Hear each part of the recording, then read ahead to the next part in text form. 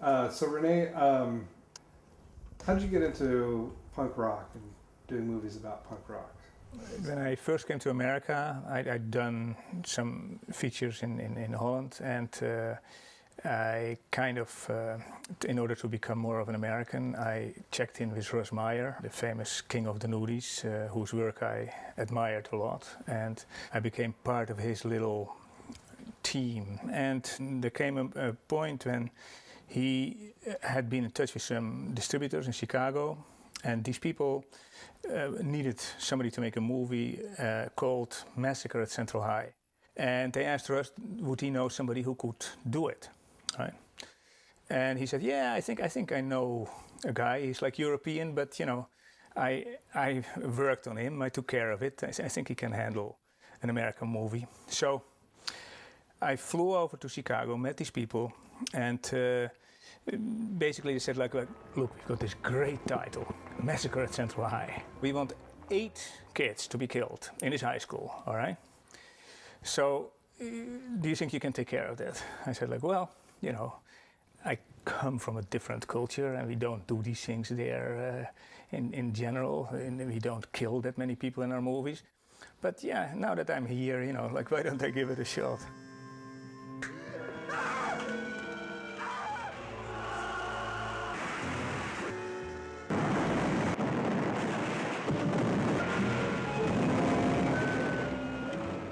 Russ was pretty happy with it, and I'd made sure I had like an actress with very big breasts, and so everything was honky-dory, right?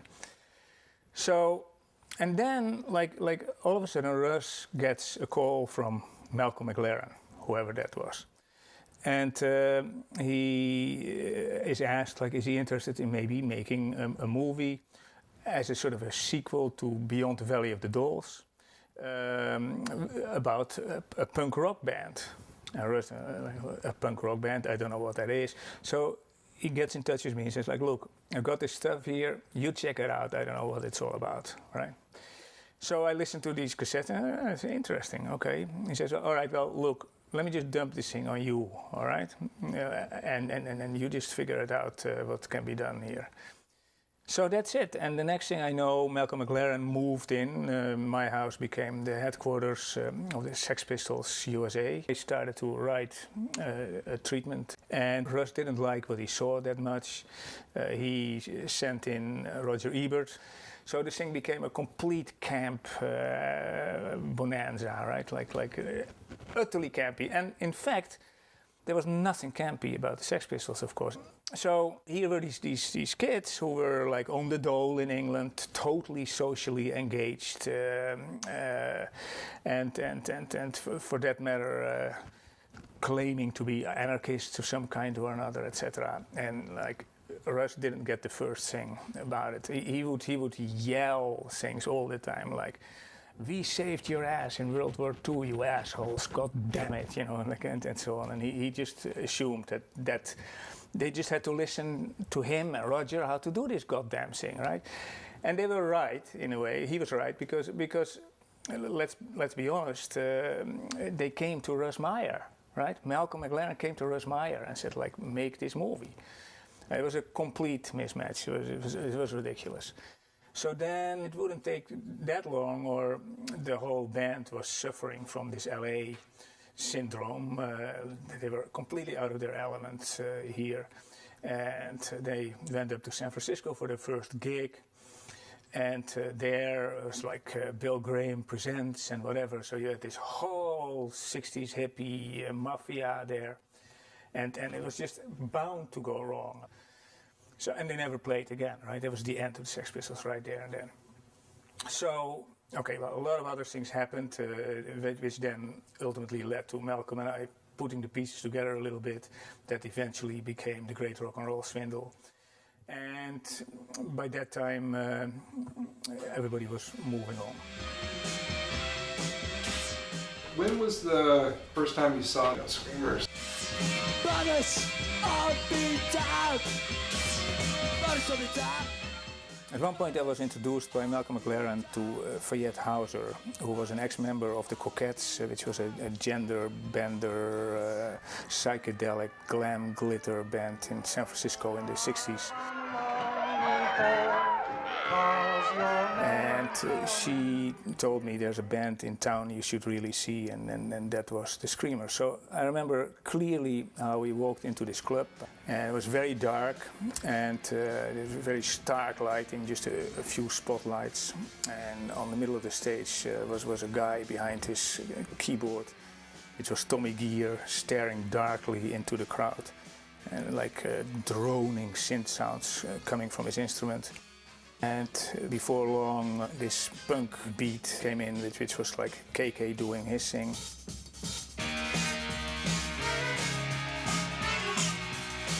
And then all of a sudden, Tomato got onto the stage, and there he was. I mean, this absolute amazing phenomenon.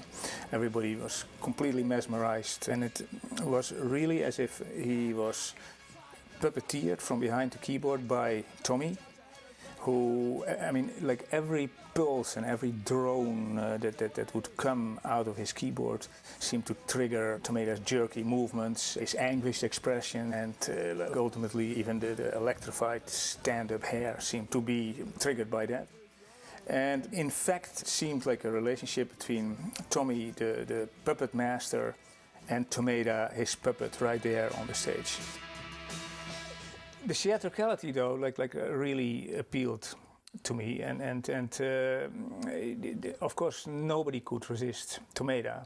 Tomato was very genuine in the way he loved music and he loved performers, and you see that later in all his artwork, where he pays tribute to everything that he was into. And I have to say that is actually not campy either. It transcends camp because it is so genuine and so emotionally felt. But at the same time, Tomato would go out of his way to just forever express how much he loved Michael Jackson, and so on and so on. So there, this whole sort of campy thing comes into play again. Yeah, because he always talked about the Bay City Rollers and how great the Bay City Rollers were.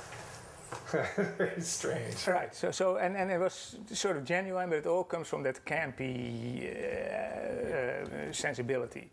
And Tomato, it was very clear, really wanted to go back to what he would probably consider much more his roots, and that's be a performer. Right. Like that's what he had always been. So at that point, the Screamers weren't playing very often at the time that they met you and you started working with them. They were looking for all of them in a way were looking for a change because they didn't quite fit into. We just talked about it. It was not really a musical act. It was not truly a punk rock act. It was not truly a performance act in the way that Tomato had been performing in the past in San Francisco and so on. So in a way, like, they were great, people loved them, but also from an identity perspective, it was not entirely clear what they were destined to be, let's just say. Yeah? So they found it a very good opportunity to come closer to a filmmaker, right? And I, on my end, still sort of baffled by everything that had been happening with the Sex Pistols and with Russ and whatever, and of course being very deeply engaged with music, I thought, like, okay, well, maybe we can do something here that is different. And I felt at that point in time that inevitably there was going to be something what later would be called music videos. And this was like a few years before MTV. And it seemed like right to steer this thing more into a music video type direction. But the problem is that it didn't exist as a medium. So the only venue for it was like live shows. So we made a few videos just instead of opening acts. That was actually our idea. No more opening acts. Very Screamers. No more opening acts because they don't fit what we do anyhow. We are so special that. But of course, like my background being feature films, it seemed like that it would be a good idea to make something more narrative. And then we started to make or plan for a movie that was called Mensch, was the work title. And I got some people to back us up. And before you know, we actually had a great soundstage on Melrose. And in that soundstage, we built a recording studio. KK and Carl Strauken, almost like between the two of them, built the whole thing. We got ourselves like a monstrous old Hollywood crane for scrap metal prices, etc. And now we actually had a multimedia studio, and this is where we're going to make a movie. Now, I don't know too much about this early Mensch movie anymore. I know it was sort of about a disco Caligari, I think we called it, or whatever. It was about a German expressionistic sort of disco in a post-apocalyptic time where nobody could escape.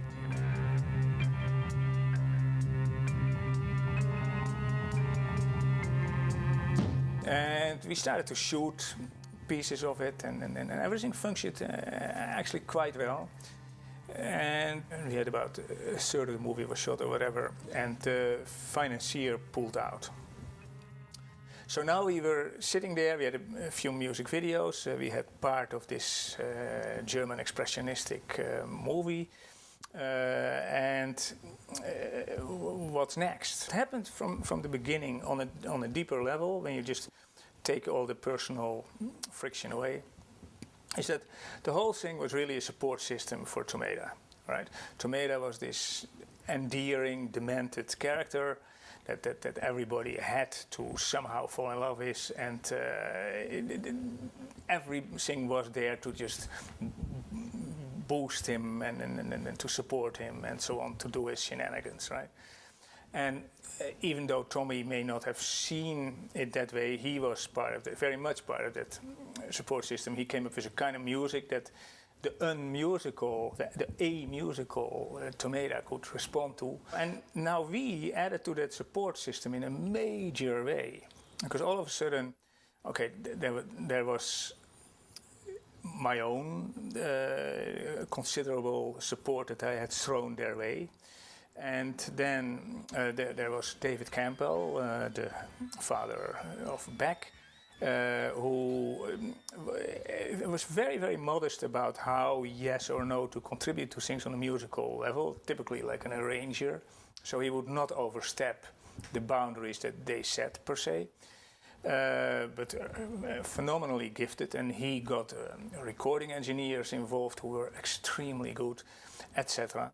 So there were musicians from left and right that we could involve, like Steve Berlin, many others who contributed to it all. And later on, when we started to make the videos, there were cameramen. If I just tell you who the cameramen were that I brought in there, there was like when you see Population 1, there's Oliver Wood, who would go on to, for example, do the Bourne trilogy, right?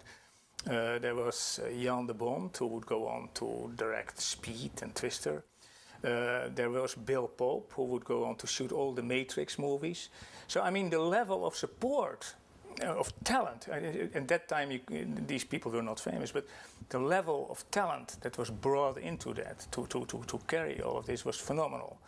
So even without the financial support, after the financier had pulled out, we still managed to go on for quite a while.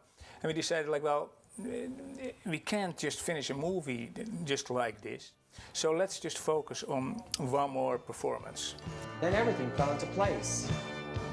Live shows, videos, singing, dancing, eating and drinking, a place to hoot and holler and stomp your feet, and everything going all at the same time. So if you come to our show, we can be happy again together.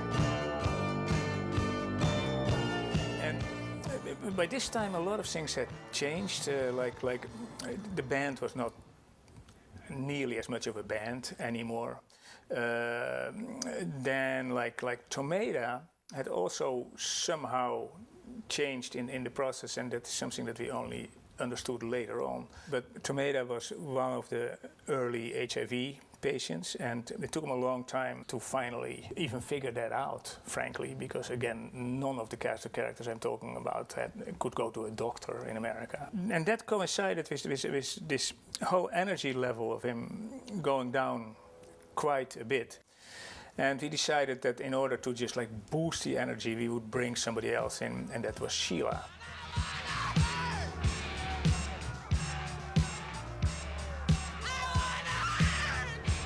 And she, of course, had more of a sort of a punk rock attitude, a proper drunk with an amazing voice.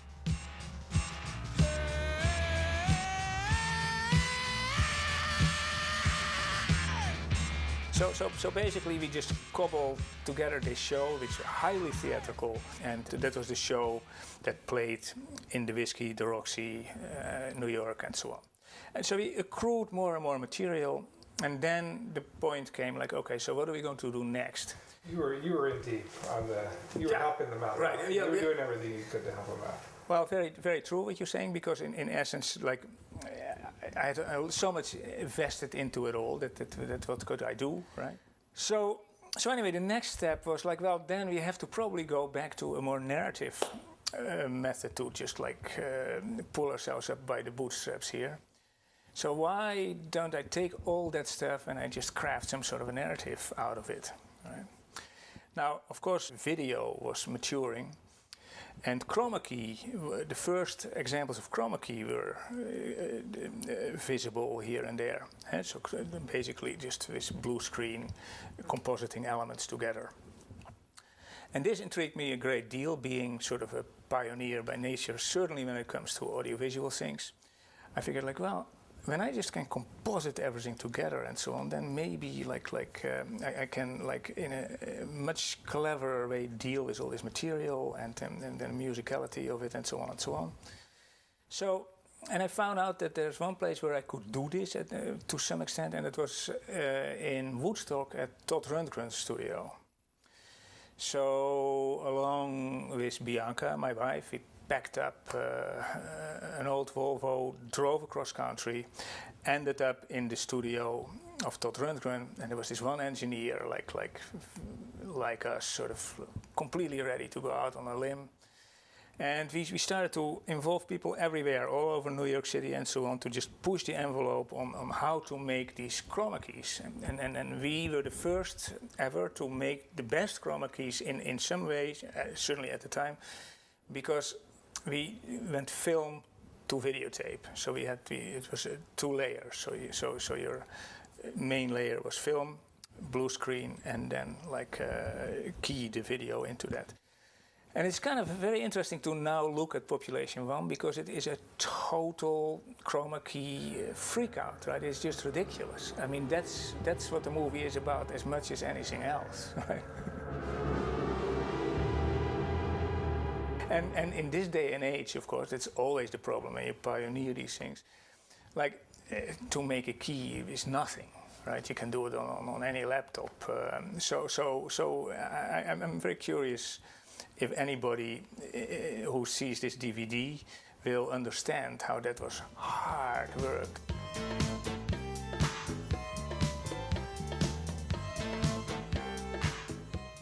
But of course, from a narrative standpoint, we were getting further and further from home, because I had now, for financial reasons partially, I had veered away from making a feature film towards doing something that was closer to what everybody needed to keep going with such adventures, a record deal, right?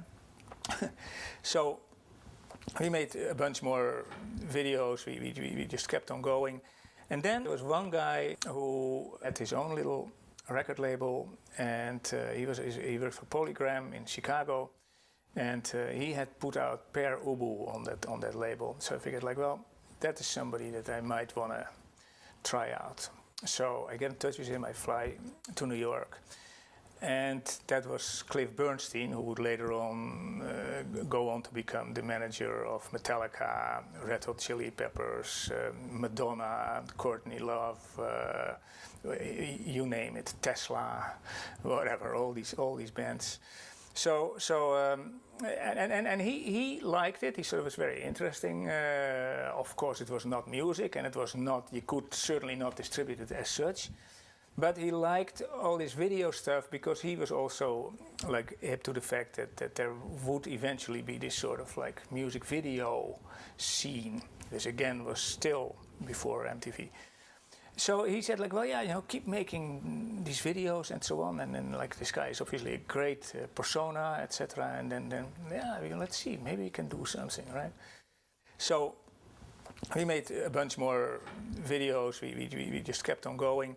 And then actually like the first music video channel all of a sudden popped up in LA. And they showed our stuff. And this was like very, very promising, etc.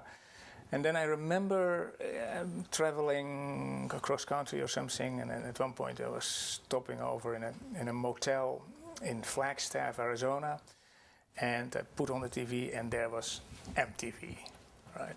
Okay, now what? It didn't feel good. It felt like we were the first to envision this kind of thing, and here it is, and it's big, it's going to be national, etc.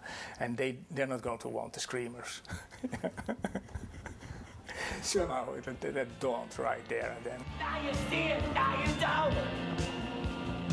'Cause I will grab a hold of it, twist it, bend it, make it fit, turn myself into a hit, make this awesome image fit. Yo! How did it go from the narrative that you had of Minch into Population One? What became Population One in terms of narrative? Well, it was all determined by practicalities, right? I mean, I needed a narrative, and one thing that was extremely attractive about Tomato is that he was such an American person. You know, there was so much Americana around him, and I thought like, well, we can maybe make use of that, because no matter what, this was going to have to be a vehicle about Tomato. Clearly, otherwise it wouldn't work. So we had him, he was the constant that would put it all together. So this Americana thing nevertheless rubbed off, and then I figured out like, well, what if we make this a revisionist story of America? So it's basically a revisionist history of the United States. So Tomato, we had already all this stuff in this sort of disco Caligari, whatever it was, right, from Mensch. So we called that a bomb shelter. We put Tomato in that bomb shelter, and we can even use some stuff from Mensch that will look like there was a backstory there. And he is the last man on earth. Why not, right? So, and of course, like it immediately gave this ironic twist, because now we could have Tomato express his deep love for America. While America is gone, all right. So that's basically the angle that I figured out how to do this thing. And then, as much as I possibly could, I made this Mensch thing the backstory, and then some of the music videos that we did were all sort of more flashback-like, and also all of it told from this perspective of this America's population of just one.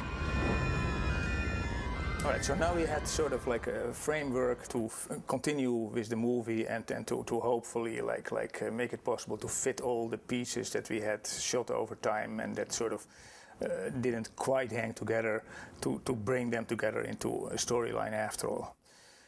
But we had no more money, first of all, and secondly, like we now no longer had the studio either. Like unfortunately, the former financier had sort of like conspired with the landlord to have us kicked out of the place that we had built with so much effort, and had turned into a great studio, and now, you know, it was going to be dismantled, and that was the end. So how to do this? Well, the answer came in the form of Tomato's apartment. He was living in some grimy building off of Hollywood Boulevard with a boyfriend who actually was like a 9-to-5 guy, and we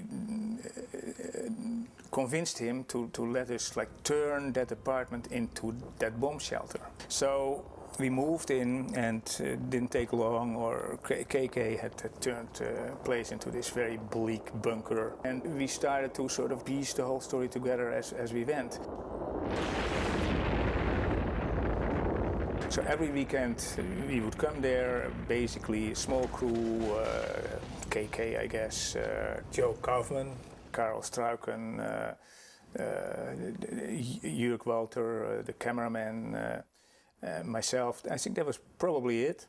And he would just like piece it together and shoot some stuff that often we just sort of wrote the night before. Sometimes like Tomato came up with something, sometimes I did, sometimes we were together. And this went on and on and on and on. As a matter of fact, to be quite honest, it's embarrassing to say, but it took a year. So basically Tomato and his boyfriend lived for an entire year in this bomb shelter, in this completely fucked up apartment, with really no part of life whatsoever. It was a joke. You could hardly get into the bathroom because there was a set built in front of it. You could hardly get into a kitchen. I don't even remember that there was a kitchen anymore. It was completely hidden. So it was really a place that forced these guys to live there like as if they were the last survivors on Earth. I remember a few moments very, very clearly. At one point in the film, like all the objects of the apartment, or of the bunker, I should say, start to move about. And in this day and age, you would, of course, do that digitally. But that didn't exist back then. So what happened there was that Karel Struiken, who's the giant who would become the Lurch, had this huge pole, this fish line hanging onto it, and onto that fish line, like a hair dryer and a shaver and a mirror and whatever were glued, and that was used to sort of create this animated effect of all these appliances grooming Tomato for like a presidential speech.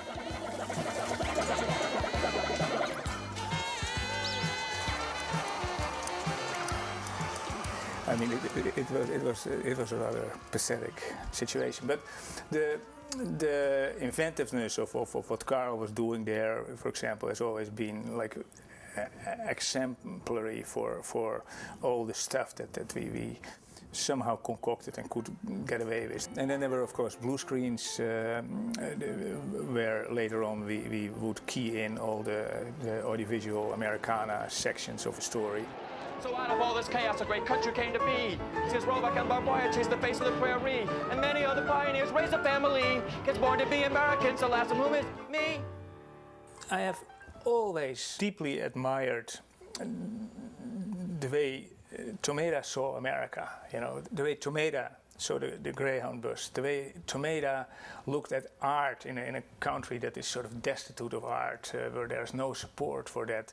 So he would make art out of nothing, right? And he would be this strange, humble hobo who would like move to New Orleans and then make enough artwork so he could just hitch a ride on a bus to LA and then sell these things for $25 a piece, and he would break even. This would be great. He couldn't pay any health care bills or whatever, you know. Like, I mean, of course, the poverty was at the same time, when you really look into it, sort of heart-wrenching in a way.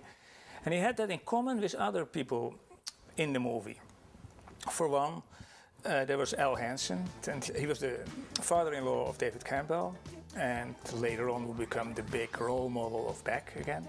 And Al was another one of those strange, scrappy artists who had no money ever, right? And he would somehow sort of get by, live on the refills at the coffee shop, and basically make art out of cigarette butts. Right, for example, always the cheapest materials he could possibly find. He had done some really interesting things with the Fluxus movement, and actually, in retrospect, was quite important. But he was a bit of a tramp, a bit out of his element here in LA, and he was here because his daughter lived here. But he loved the Screamers and Tomato in particular, of course. And again, it was such an American figure. It was unbelievable. And he would always do the same thing. I mean, Tomato would go into a coffee shop and he would make his tomato soup from ketchup and some hot water that he could get for free, right?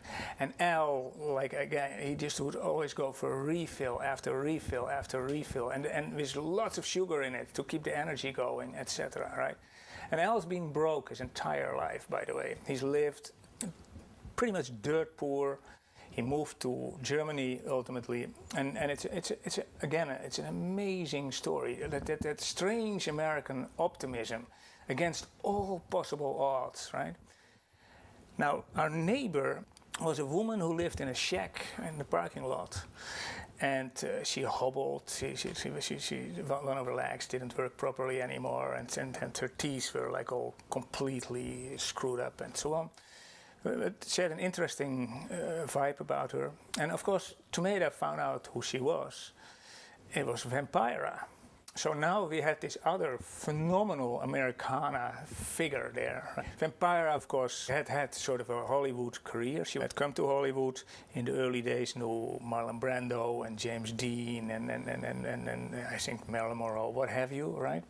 And she sort of like took off, and then like after a while she married a guy who was the writer of 3 of the classic Clint Eastwood movies, Dirty Harry and some others. And somehow things went wrong, and she ended up living like destitute in that shack on our parking lot. So the idea was born to bring her into the desert, where she would act out the part of Tomato's mother, right? That was Vampira. So and to me, all these 3 characters have this one thing in common that has made an incredible impression on me. They all lived on nothing. They all like completely went on doing what they needed to do. They never were bitter at all. And they never, ever gave up for even one moment to engage in their art, right? Now, those 3 people are just, to me, those are the consummate artists. I mean, that is just unbelievable. I mean, that's worth a documentary right there. And what's very interesting to me about Tomato, too, that everybody overlooks, Tomato was also older, not like Al, but Tomato was at least 10 years older than everybody else on the scene.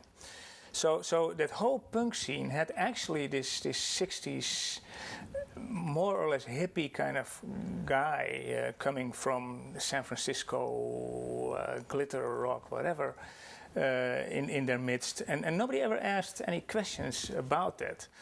But it reflects a lot on Tomato, because that was what made Tomato ultimately the most interesting guy you could think of, and it has nothing to do. Now we are way beyond the Coquettes and the Screamers and all of that. He's like just this grown-up Huckleberry Finn, and nevertheless, that guy, that same Huckleberry Finn, that same hiya. I'm Tomato DuPlenty. That same, like the guy who uses this American vernacular to the hilt and so on. That's the guy who inspired Iggy Pop, who inspired David Byrne, who inspired Mark Mothersbaugh, who inspired Jello Biafra, etc. So basically, Tomato inspired all these punk rockers and whatever. But he himself was not only of another generation, but also ultimately of a whole different mentality. So it's very complex, and through this whole story, besides Population One, runs like a lot of cultural history that goes from the 50s all the way to like, well, the millennium, just about, right? Screamers are really interesting because, I think that they were universally very, very looked up to in the scene, because they were doing something that was so stark and starkly different from the rest of what people consider punk rock. It was something so unique, strange, different. Well, it's funny because we just listed all the characters that Tomato influenced, and to this day you have to say nobody can hold a candle to him, Yeah. Even when like half his energy has dissipated and so on, it's still just, there's moments where like that face, it's just an amazing character. Amazing, yeah. There's never been a front person like him. He's far out. Let us see how you survive. Give us some action, give us some drive. Get at it, fight, press on, pursue. Take action, aggression, charge ahead and break through. Dance do the future's beat. There's only victory or defeat. Get out of fight, there's on the truth. Take action, aggressive, judge, and a break through. Let us see how you'll survive. Give us some action, give us some drive. Get at it, fight, there's on the truth. Take action, aggressive, judge, and a break through. Let us see how you'll survive. Give us some action, give us some drive. Get at it, fight.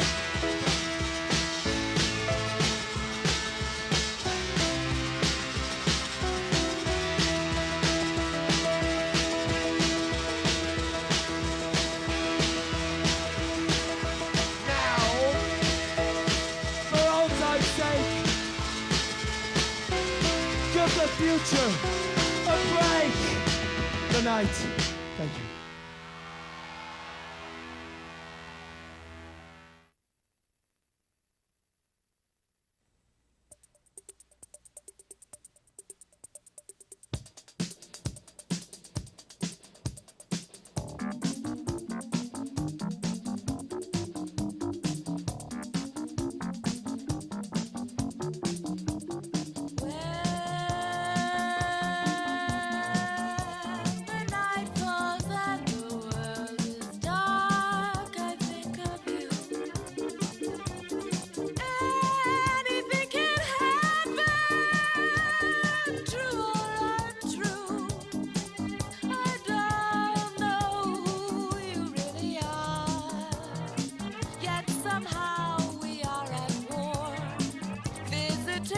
By strange ghosts, who I both hate and love the most. Strange companions in romance, partaking in this eerie dance.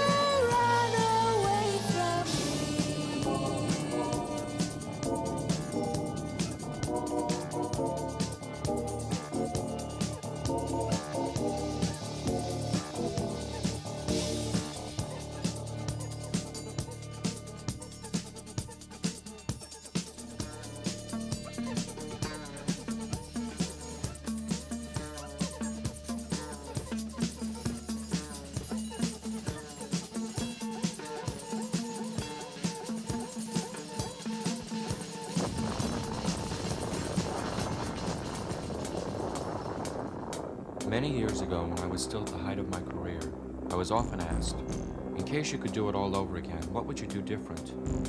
At the time, my answer was an unconditional nothing. If anyone were to be alive today and ask the same question, I'd confess that yes, had I known then about the guilt and the pain caused by being the sole survivor of a mass suicide pact, I wouldn't have hesitated for one split second. I would have joined my fellow men in death. Yet at this junction of my life, there was little else I can do but pay tribute to my country and the proud, fearless people who today can only stand by me in spirit as I undertake the awesome task of preserving what is left of this great heritage. I dedicate these, my memoirs, to this dream of greatness, which I betray as well as salute with my every stolen breath of air and every beat of my aching heart. Signed, Tomato DuPlenty.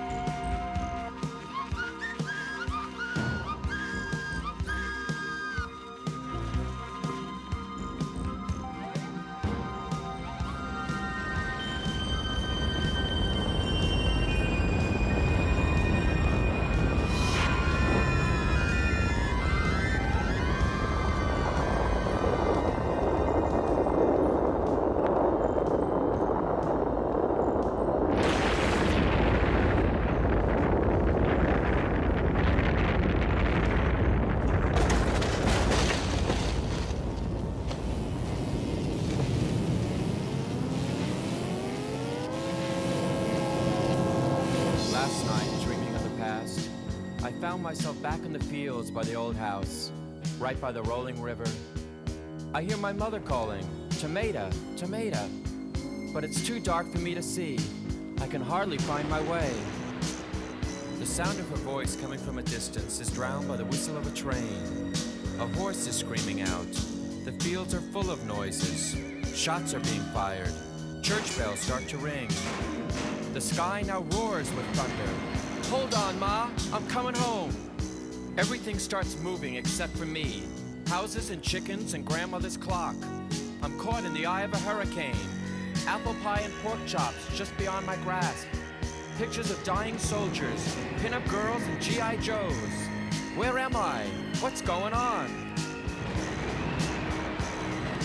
My mother is struck by a bolt of lightning. I'm unable to come to her help. My mother never needed help. The house is in flames. She's singing and dancing as she runs out to the front porch where I can clearly see her now. There's a message she signals through the flames. Oh, my baby, my tiny little baby. It's you who holds the promise. A promise so big that your poor mother cannot even understand. All I have done is sow the seeds so that you could fulfill all your needs. The needs of a big man with the guts for something great and an appetite to conquer the whole wide world. Now hush, little baby, hush. You're the keeper of the flame. Then the house slides into the foaming river where my mother is swept away, together with the neighbors in their homesteads. Downstream they go on a wild and rollicking journey, a-hootin' and hollerin' and stomping their feet as they dance their last dance on a riverboat of wreckage. Vultures flying overhead, just like in the old days when they were heading west.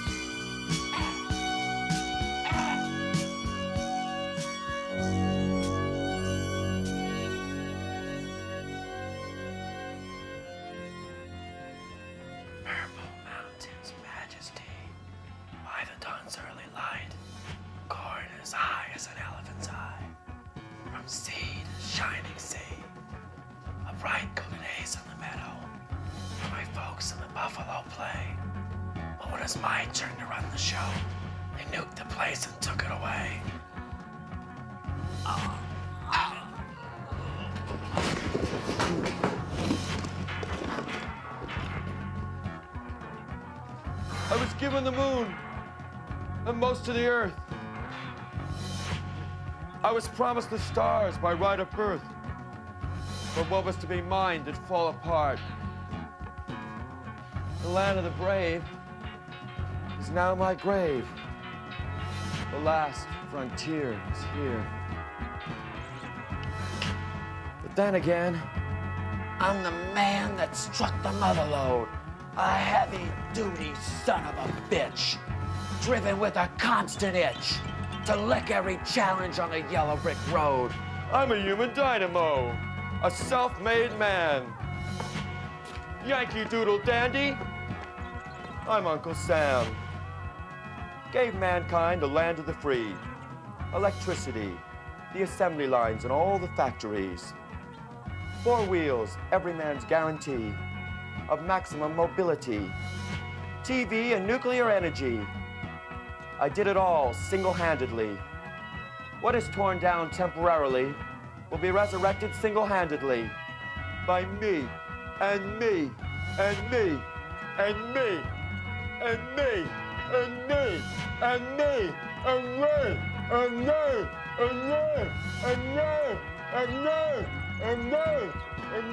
me, and me, and me.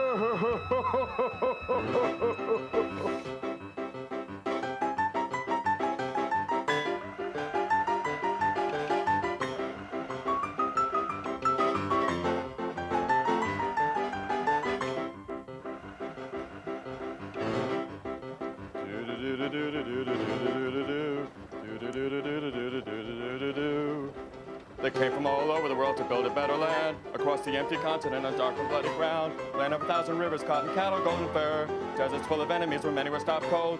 Do or die, do, cause if you don't, you die. And if you do, you do, you do, you do, you do, you do. Do-do-do-do-do-do-do-do-do-do-do-do. A-da-da-da-da-da-da-da-da-da-da-da. They killed many natives. Hyenas, bears, and buffalo. Gods and men hate cowards, so they gave it a good go. Guns blew away at Indians, many who killed, although bows and arrows made for a better show. They had the body and the muscle, the guts to do or die. To raise hell, to kick up dust, to throw their weight around. The best of men and women made of flesh and bones and blood. Just needed one good go at it so they could make it count.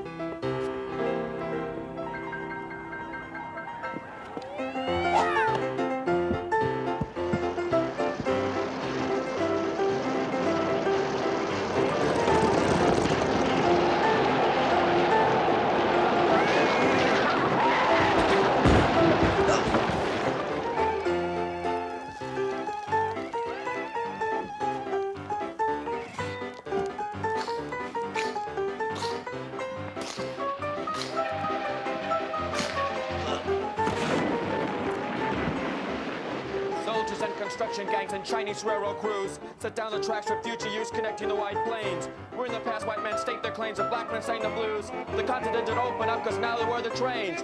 Do or die, do, cause if you don't, you die. And if you do, you do, you do, you do, you do, you do. So do, do, do, do, do, do, do, do, do, do, do. A da da da da da da da da da da da. So out of all this chaos, a great country came to be. Since Roebuck and Barboya chased the face of the prairie. And many other pioneers raised a family. Kids born to be Americans, the last of whom is me.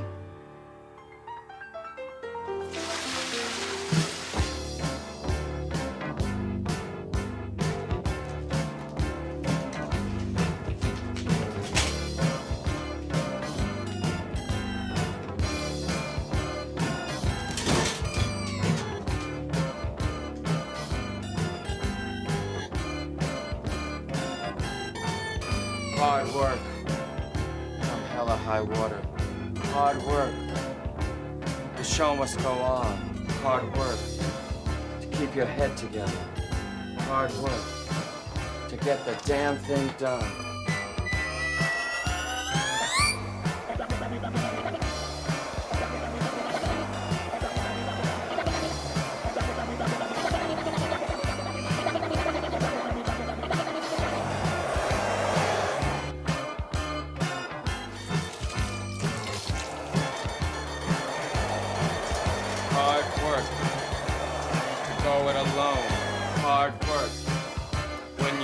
Get laid, hard work to make a home sweet home when your heart is aching and your bed is unmade.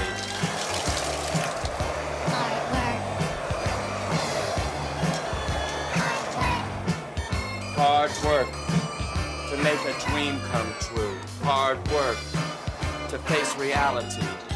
Hard work to make ends meet. Hard work to be or not to be. The best surprise is no surprise.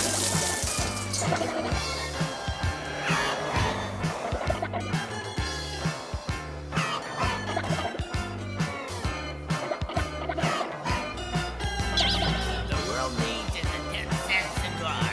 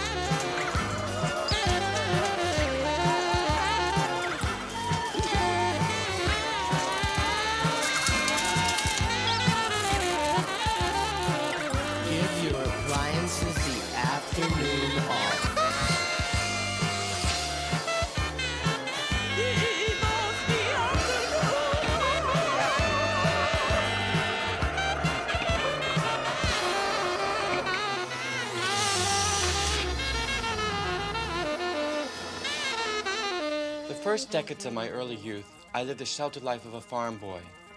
My story was covered in 2 books. I appear in J.D. Salinger's Catcher in the Rye by the name of Holden Caulfield, and as Huckleberry Finn in Mark Twain's book of the same title. A movie was made based on my teens called East of Eden. It starred the legendary James Dean. But one day I felt the urge to venture out to the real world. I decided to leave the nest, spread my wings, and answer to the call of the big city. I threw myself into the nightlife, taking the place by storm and living it up. I immediately became an overnight matinee idol. And then I fell in love with a lady that was the definite talk of the town. That amazing creature that was remembered by many until the end of times. Sheila, the love of my life. Shake a foot. Shake a foot, shake a foot. Shake a foot. Shake a foot with me. Dad. Dad. Dancing is my specialty. 'Cause I'm a jazz vampire. I'm a jazz vampire. Shake a foot. Shake a foot with me. Dance. Dance. Dancing is my specialty. I'm a jazz vampire. Take a tip. Take a tip from me. I'm all the evil music can be. Went down to the river. Stood on the bank. I shook a little shimmy and the boats all sank. I'm a jazz vampire. I'm the meanest kind of jazz vampire. I'm a jazz vampire.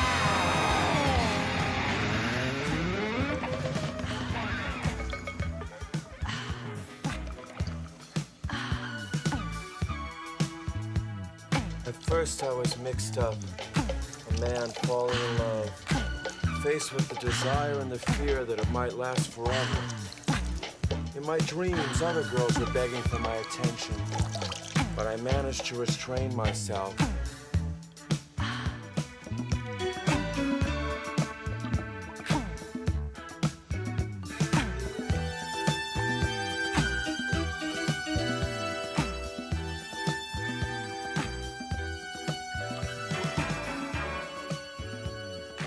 Our careers as performers, no one would have guessed what our life was like between the sheets.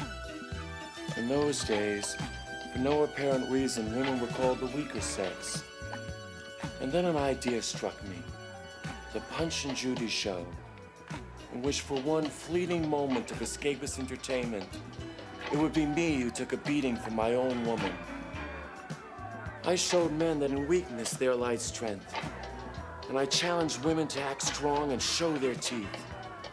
And because of it, became the world's favorite male role model.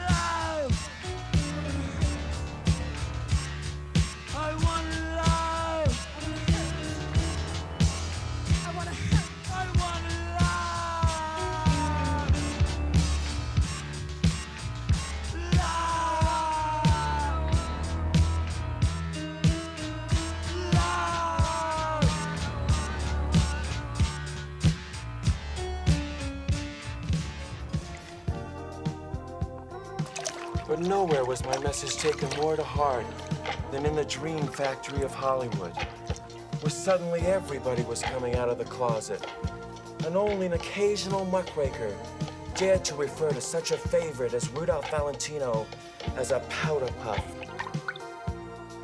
Soon after this, Sheila and I were heading west on our way to be immortalized.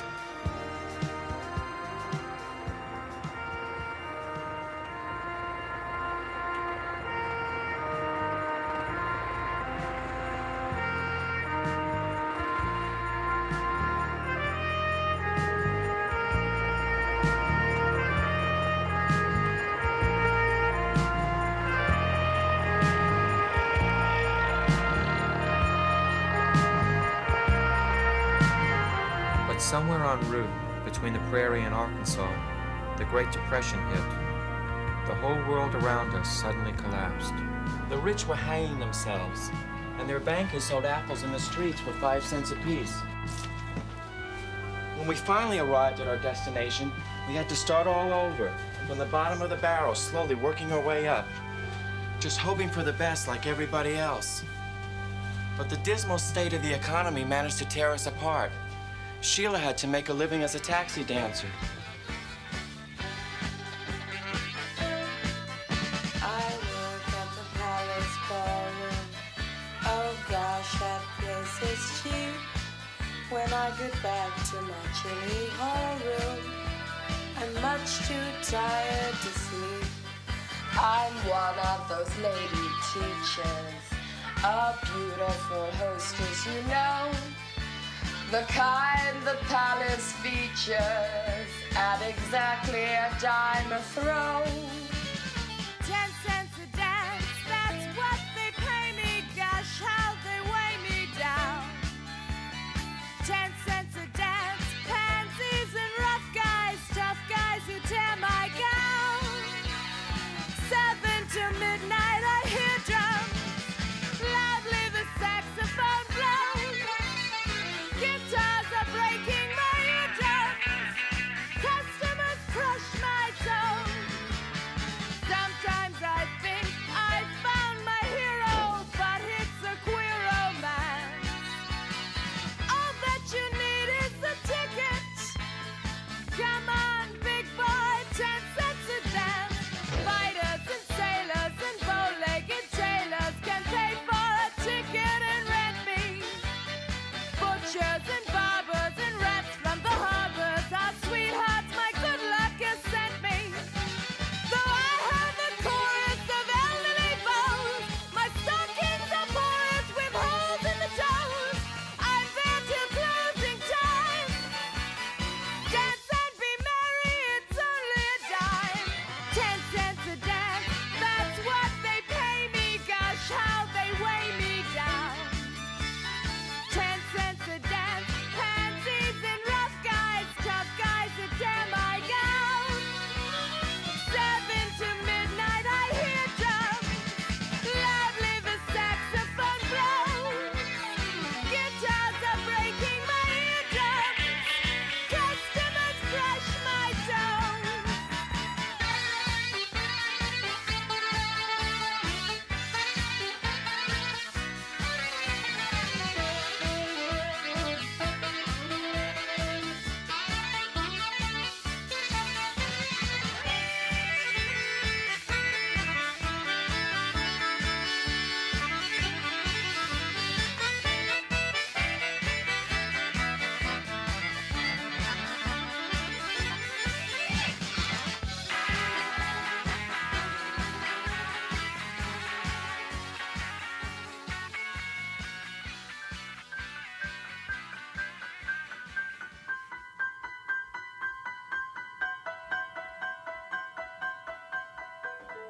We didn't have much of a chance to see each other.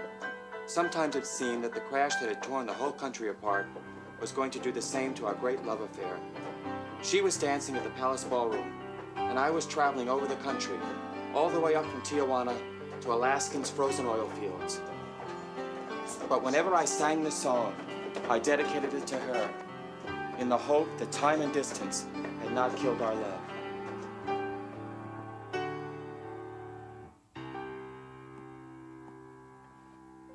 There's no one else who could take your place. You make me what I am. You build me up. You tear me apart. Oh, wow! I go for you.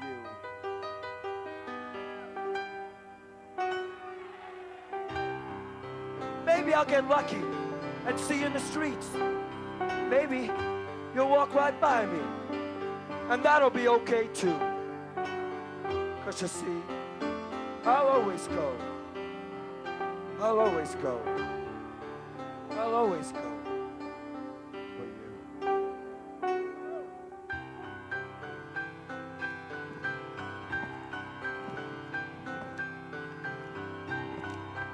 As it happened, my taking to the road proved an act of prophetic foresight. If it hadn't been for my itinerant lifestyle, I too would have been drafted and quite possibly not have lived to tell about it. Sheila, though, made a career out of the war. A deep sense of patriotism prevented me from even feeling a pang of jealousy. As always, her biggest fan, I willingly shared her with the troops.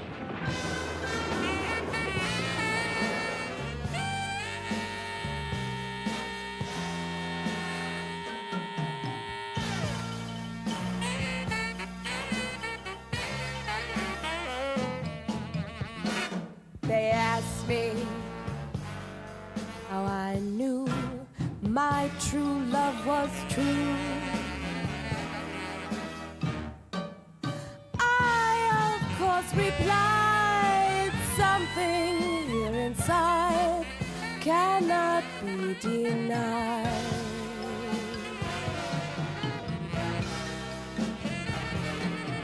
They said, someday you will find all who love are blind.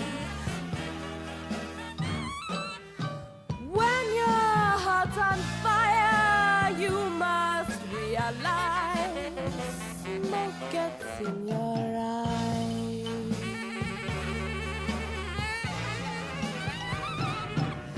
So I chucked them and I gaily laughed to think that they could doubt my love.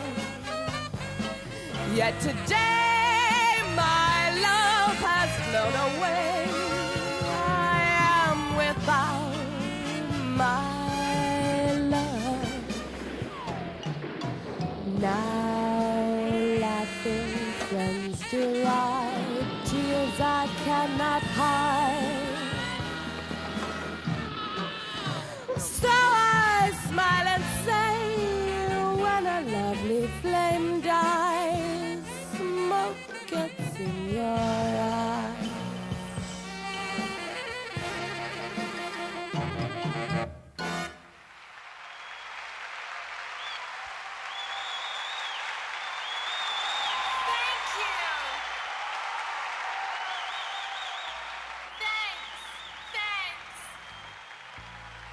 Sheila.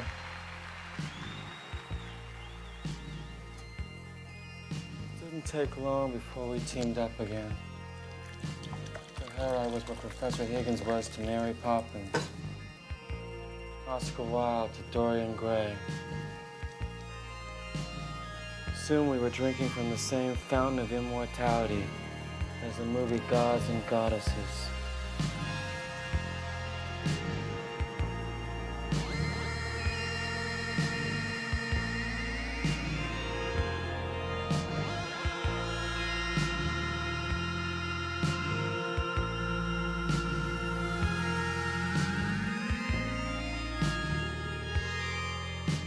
Leading the double life of ordinary mortals, we were feeding the public their hopes and aspirations to overcome their pitiful fate as humans.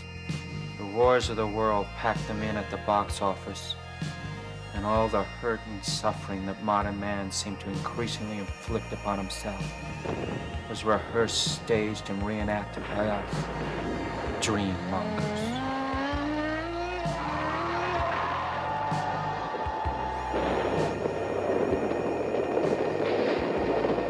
Rape, murder, genocide, death so like hotcakes.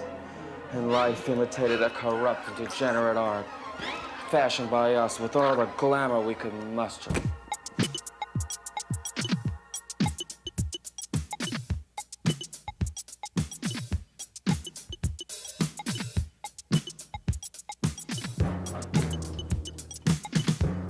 Life, bigger than life. I'd rather pay the price than settle for a smaller size. Love, gonna find me a wife who can bear me a child a whole lot bigger than life. Death, if that's what it takes to be bigger than life, then I would rather die.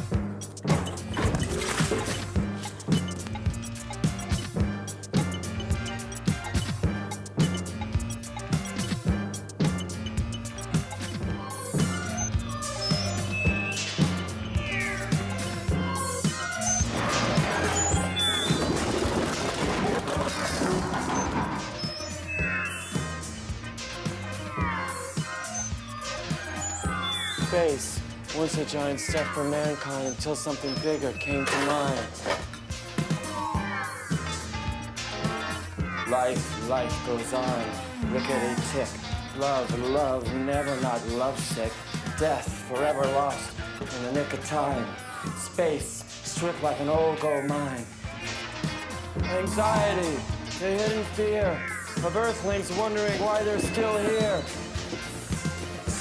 Society, the means by which man fights anarchy. Humanity, a mutant breed, propelled by wonder and by greed.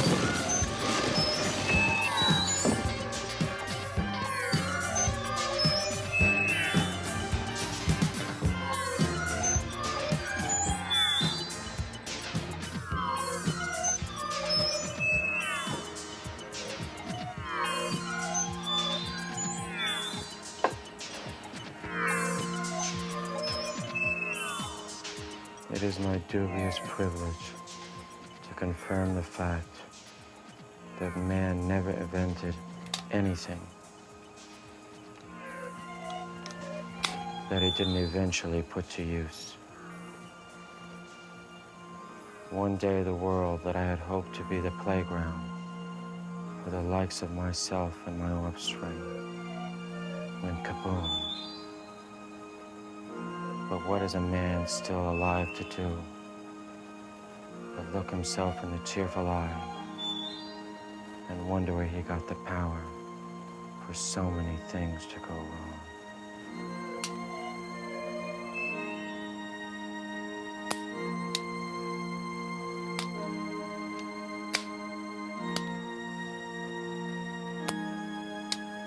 Come on, you sons of bitches. Live forever.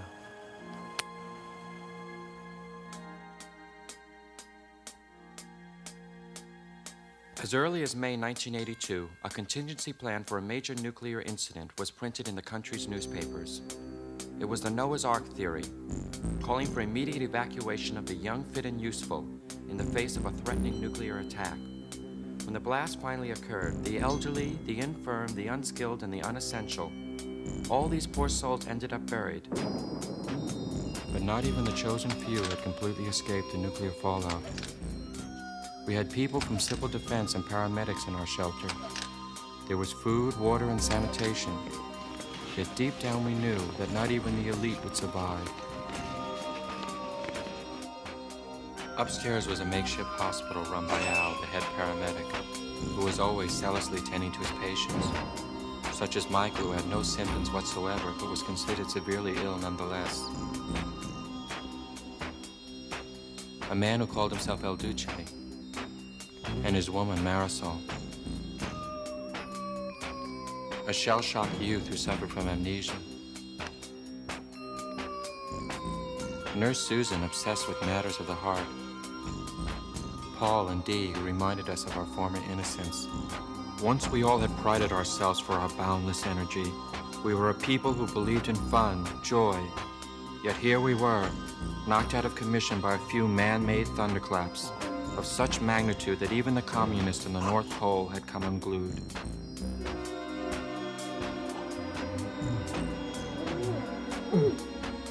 The nurse virtually turned our bodies inside out, going the distance to make an in-depth study of the diseases that made cancer cures seem like child play, in any doctor's profession, a horrendous curse of unspeakable diagnostic nightmares.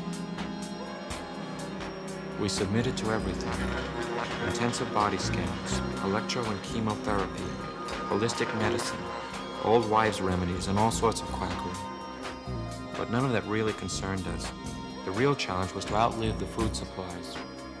Much in our favor, we never gave up on the pursuit of happiness. Although the limitations were many, our bodies were dictating that we go around in circles, or our minds were craving to cha-cha and do the twist. For some reason, ecstasy always resulted in defeat and collapse.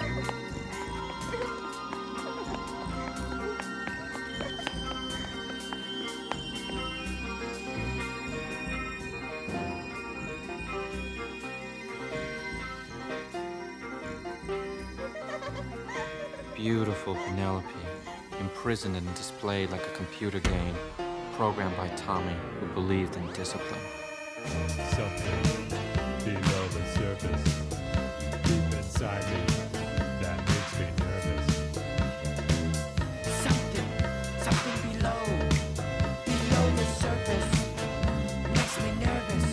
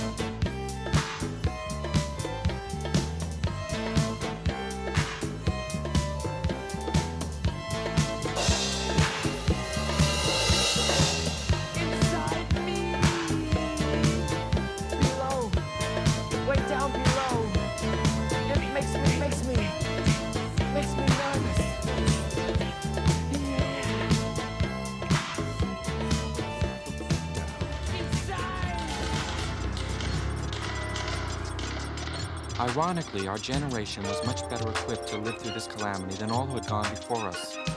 In the me decade, we had been led to believe that by looking inward, we would discover that the true meaning of life could be found within oneself. That the only way to experience life at its fullest is to exclusively live for the here and now. Easy does it. One day at a time. This is it. Every day in every way, I'm getting better. Living and dreaming, dying and screaming, living and dreaming, dying and screaming, living and dreaming, dying and screaming. But in the end, the spell was always broken, as we were cast in scenes of horror. Sadly, by now, there was even a loyal audience that congregated much the same as the eager fans of an obscure midnight movie, of which the plot invariably was yet another version of humans turned into mutants, by a force so devastatingly gross that everyone tried their hardest to not even guess at its origins.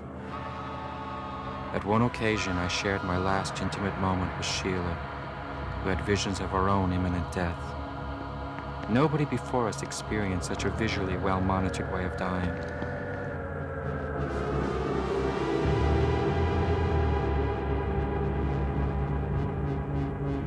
I tried to sleep, and I tried to dream. I toss and I turn. I'm in a cold sweat. My heart is pounding. Pounding in my brain. I wanna hurt.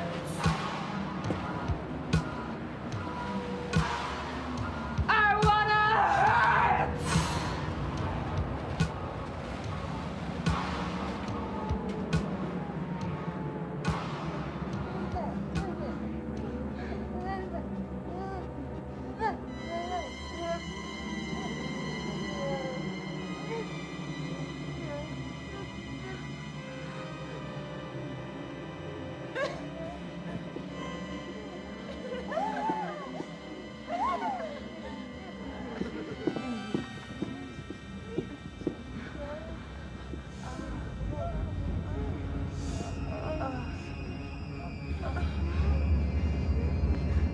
I wanna hurt.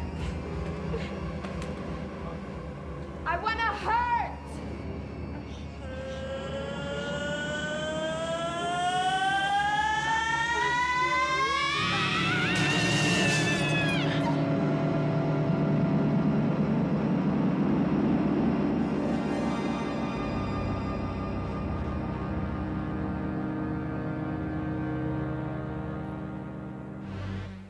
The government had figured that the price our country would ultimately have to pay was in the order of 20 million casualties. Considering, though, that now there's a population of just one, this obviously was a gross miscalculation. When we entered the vault, Sheila was a few steps behind me, quickly checking her makeup. And that proved the difference between life and death.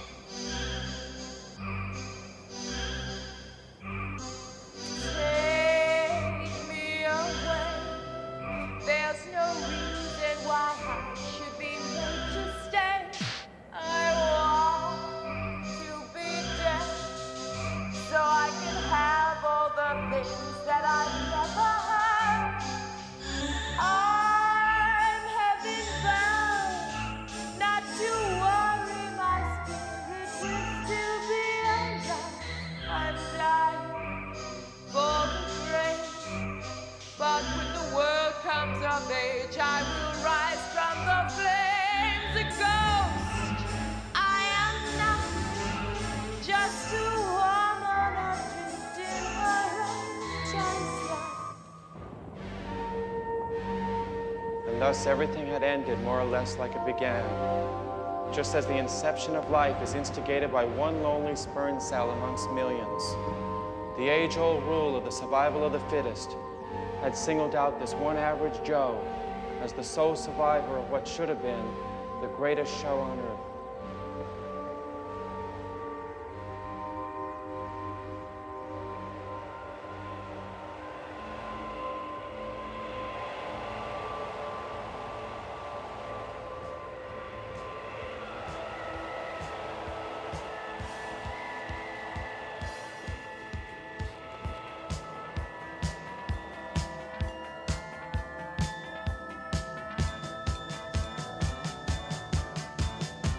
Who am I?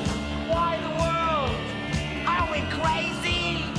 Is my head screwed on wrong? Do you hear me at all? Who entered me into this race? Who's thrown my head into the spin? I'm not gonna lose. I gotta win. Wanna meet it head on? Is it here or is it gone? Now you see it, now you don't. 'Cause I'll grab a hold of it, twist it, bend it, make it fit, turn myself into a hit, make this awesome image then go.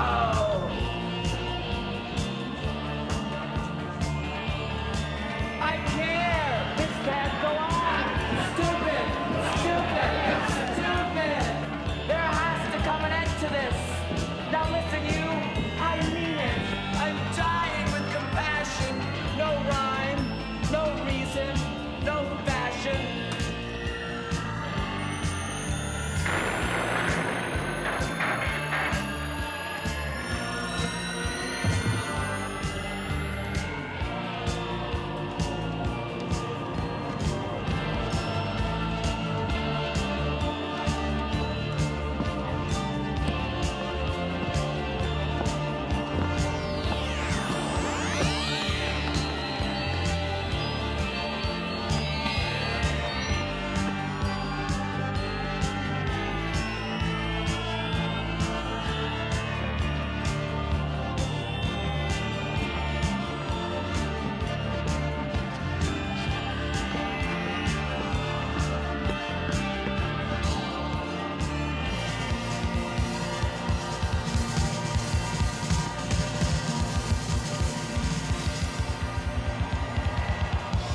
It had happened before.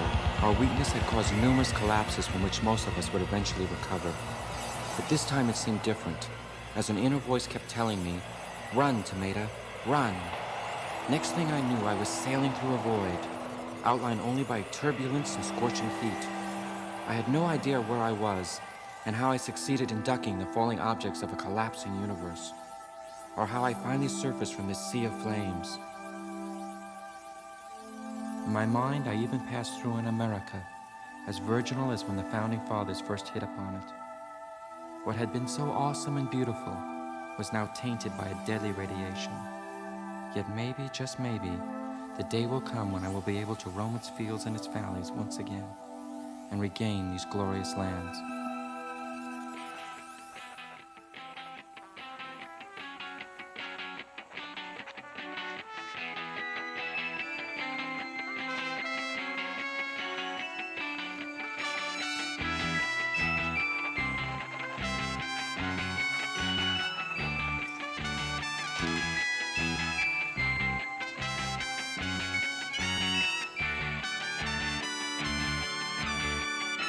America, right from the start, was not a place for the faint of heart. But I, for one, will be working hard at putting together what has fallen apart. America. America.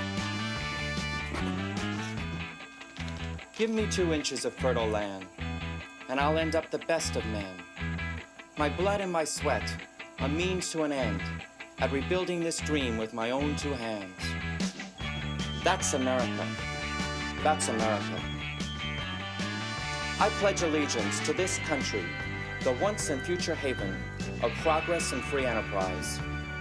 There's still a chicken in my pot, and that I'm the sole survivor may prove a blessing in disguise, because man can change his fortune with the rolling of one fateful dice.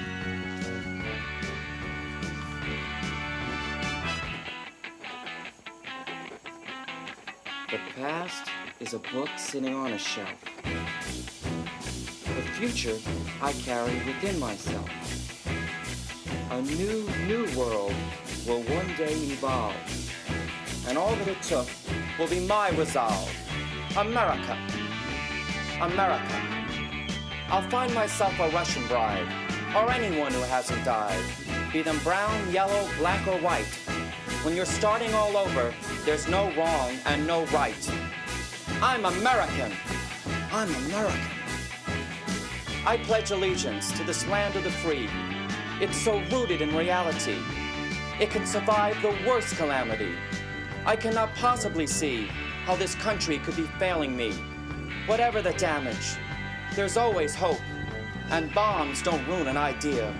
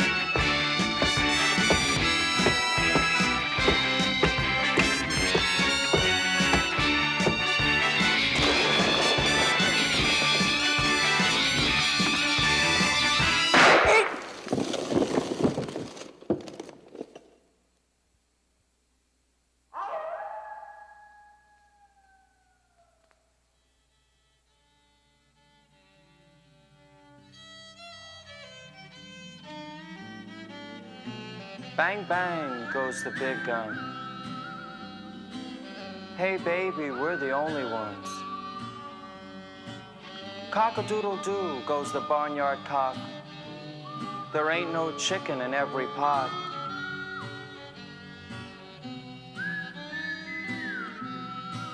Plenty of food and plenty of bullets. Can see for yourself, no pie in the sky. Stuff your belly, have gun at the door. The world's got less, but we've got more.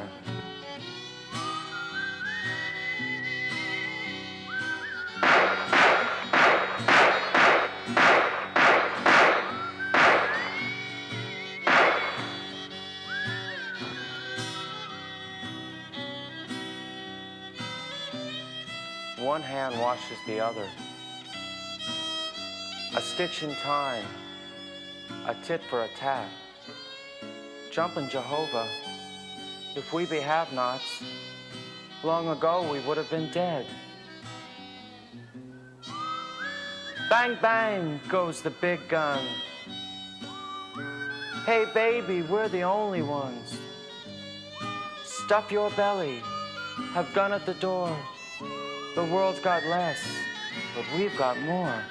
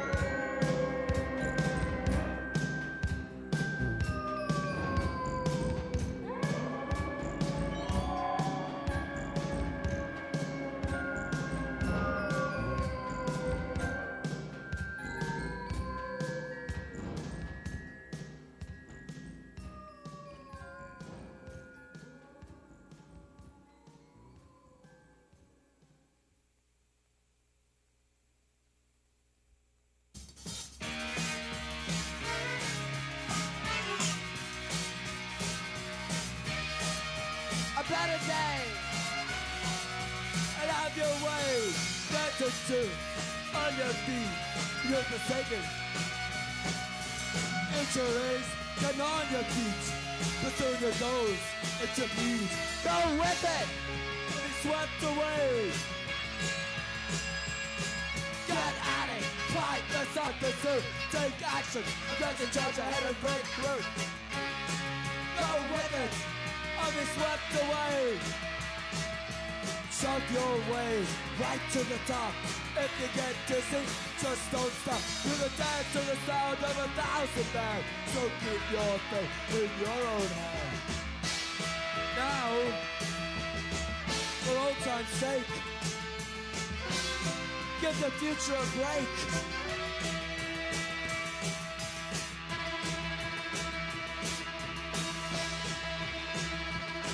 Between you and the stars, just a ceiling. Between you and the stars, just a ceiling. Can you feel what I am feeling? The masters of books and the honor show. The future carry within yourself. Let us see how you'll survive. Give us some action, give us some drive. Go with it, or be swept away. Get at it, fight, press on, pursue, take action, unless you touch ahead and break through. Go with it, or be swept away. In the future, there's no privacy. No fooling yourself, no fooling me. Dance and make your way upstream. It's what you live for, it's a dream. Now, for old time's sake, give the future a break.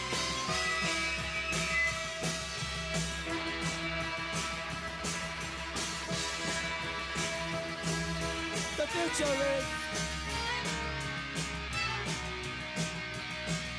The future is a better day. March right in and out your way. Dance into the future's beat. There's only victory on to beat. Let us see how you'll survive. Give us some action, give us some drive. Go with it, or be swept away. Get at it, fight, press on, pursue, take action, across the charge ahead and break through.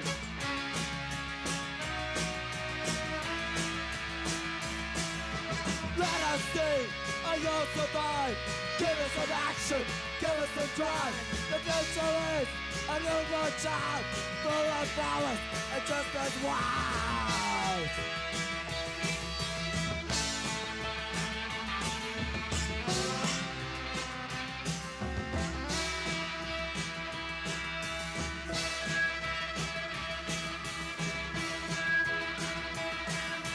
Now, for old time's sake, give the future a break. Good night.